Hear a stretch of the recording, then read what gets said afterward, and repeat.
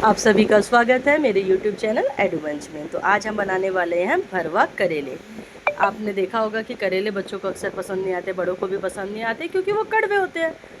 पर आज हम आपके साथ एक रेसिपी शेयर करेंगे जिसमें आपको दिखाएंगे कि किस तरह आप करेले बनाएंगे तो ना तो वो बिल्कुल कड़वे होंगे और वो आपके बच्चे से लेके बड़े तक सबको पसंद आएंगे। इवन आपके मेहमानों को भी बहुत पसंद आएंगे। तो इसके लिए देखिए हमने लिए 2 कढ़ाइयाँ। यहाँ पर हमने 2 कढ़ाइयाँ क्यों लिए, क्योंकि करेले बनने का जो प्रोसेस है हमारा थोड़ा उसमें टाइम कंज्यूम होता है। पर अगर हम 2 कढ़ाइयाँ एक साथ लेके चलेंगे तो हमारा काम थोड़ा सा आसान हो जाएगा। तो यहाँ पर हमने कढ़ाइयों में को पहले गर्म होने दिया। जब तक हमारा तेल गर्म होगा उसके बाद देखिए हम यहाँ पर स्टार्ट करेंगे। यहाँ पर जब तेल गर्म हो गया तो मैं आपको दिखाती हूँ किस तरह से मैंने करेलों को काट कर रखा है। आप अच्छे से देखेंगे, जिसका छिलका उतर सकता था मैंने उतारा चाकू से, पर बारीक बारीक उतारा, बहुत ज़्यादा उतारने की आपको ज़रूरत नहीं है। पर इसके बीजों को अच्छे से निकाल देंगे, क्योंकि क्या होता है ना, बीज हमेशा ज़्यादा कड़वे होते हैं। और इस तरह से मैंने सभी करेलों को अपने को एक एक कर आपको दिखाया कि किस तरह से मेरे करेले जो थे बिल्कुल खाली थे अंदर से।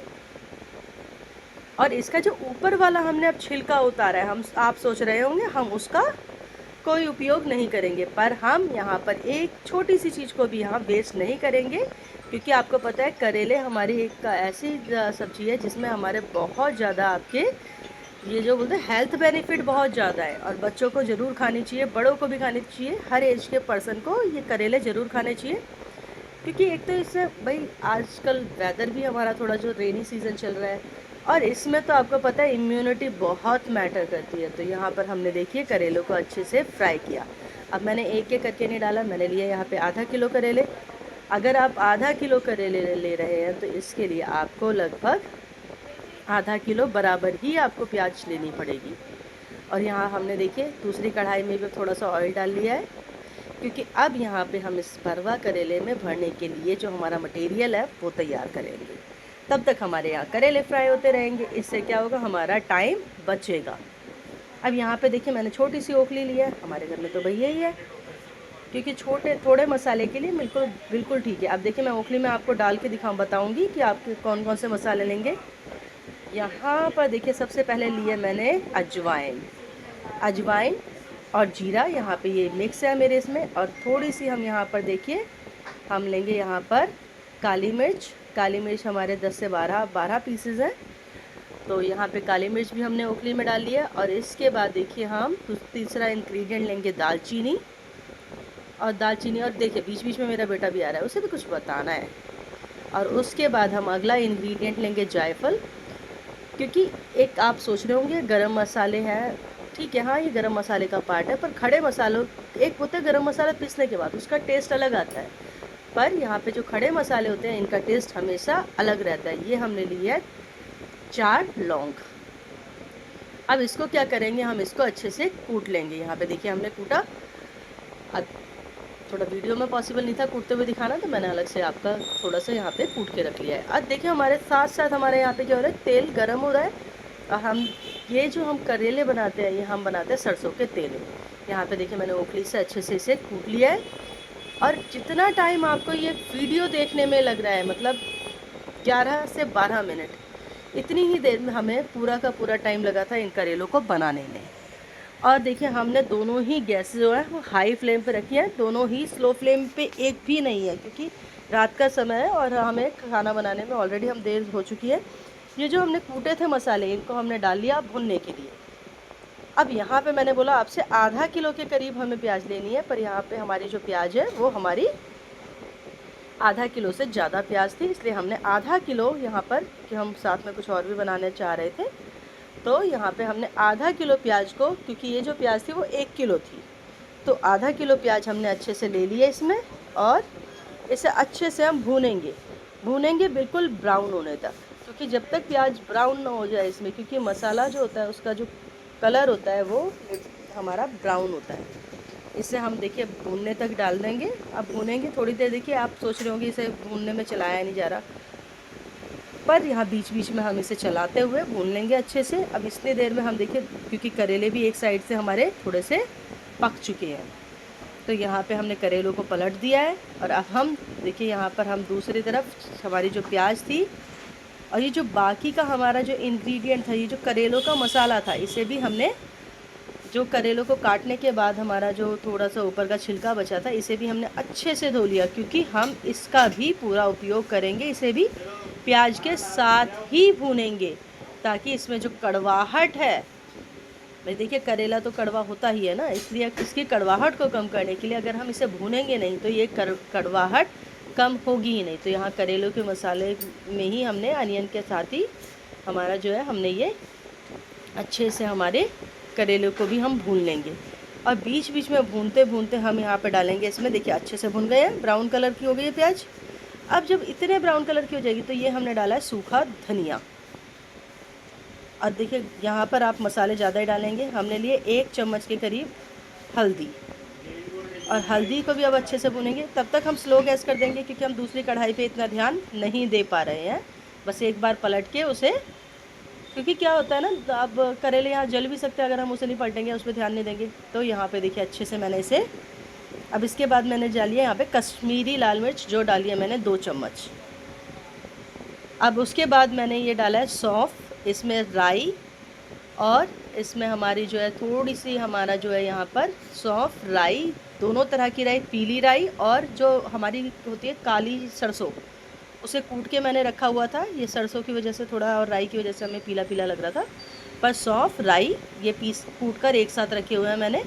और इसके बाद अमचूर को यहाँ पे स्किप मत कीजिएगा, अमचूर बहुत इंपॉर्टेंट इंग्रेडिएंट है भरवा करेले का।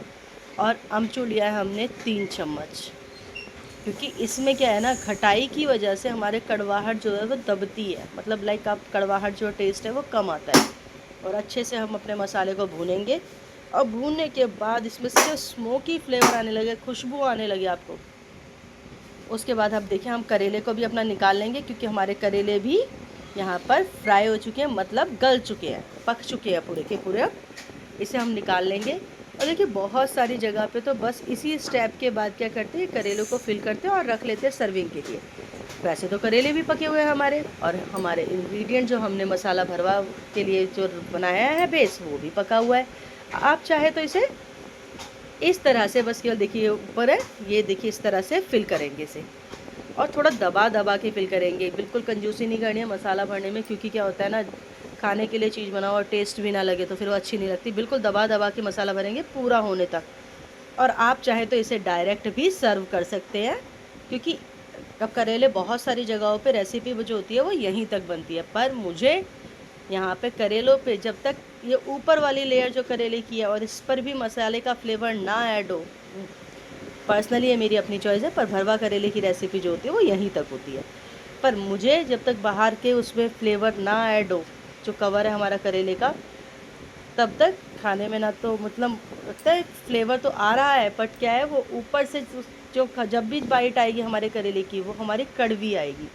तो हम क्या करेंगे, इससे आगे का प्रोसेस भी हम आपको दिखाते हैं। देखो अभी ये रेडी टू सर्व है, बहुत सारी जगहों पर इसी तरह से करेले बनाए जाते हैं, पर अभी आगे का प्रोसेस हम आपको करके दिखाते हैं। अब देखिए यहाँ पे इसी तरह से, अब ये जो मसाला बच गया इसे कहीं फेंकना नहीं है, कुछ नहीं करना। अब ये देखिए हम ये कढ़ाई यूज़ कर रहे थे, हम अगेन यही कढ़ाई रखेंगे, क्योंकि इसमें भी मसाला लगा हुआ है, क्यों किसी चीज़ को वेस्ट करना। आजकल हर चीज़ भी कॉस्टली है, हर चीज़ को यूटिलाइज़ करो अच्छे से। तो हमने यही कढ़ाई दोबारा रीयूज़ किया है, क्योंकि इसी में हम मसाले का फ्लेवर भी थोड़ा सा ऐड हो जाएगा। और मसाले की जब ग्रेवी बनाओ तो उसमें आप स्वाद अनुसार नमक आप उसी स्टेप पर डाल दीजिएगा। क्या होता है, नमक के बिना आप सोचे कि कोई चीज़ है। और यहाँ पर हल्का सा आपको, यहाँ पर आपको इस प्रोसेस पर आपको कुछ भी यहाँ अलग से ऐड करने की ज़रूरत नहीं है। बस हम थोड़ा सा ऑयल लेंगे, क्योंकि ऑयल तो ऑब्वियस से चाहिए ही, नहीं तो क्या होता है ना, बिना ऑयल के अगर आप डालेंगे तो क्या होगा, करेले जो है ना नीचे से जल जाएंगे। तो अब हमने ऑयल देखिए बहुत सारा नहीं डाला, बस हमने उसे क्या किया, सारे में स्प्रेड कर दिया, फैला दिया है, ताकि कहीं से भी जहाँ पे भी करेले रखे जाए वो नीचे से जले ना। अब यहाँ पे हम क्या करेंगे, जब हमारा यहाँ ऑयल गर्म हो जाएगा, हम एक एक करके सारे करेले इसी कढ़ाई में रख देंगे। देखिए, और ध्यान रखें जहाँ से करेले का मसाला आपने फिल किया है वो साइड ऊपर की तरफ रखें, क्योंकि हमें फ्लेवर नीचे वाली लेयर में देना है, और हमारे जो फिलिंग है उसमें ऑलरेडी फ्लेवर है। इस तरह से देखिए पूरा का पूरा हमने करेलों को एक एक करके रख दिया, और बीच में हम देखिए यहाँ पर हमने रखा, हम एक एक करके इसी तरह से अपने सारे करेलों को यहाँ पर इसी में कढ़ाई में रख देंगे।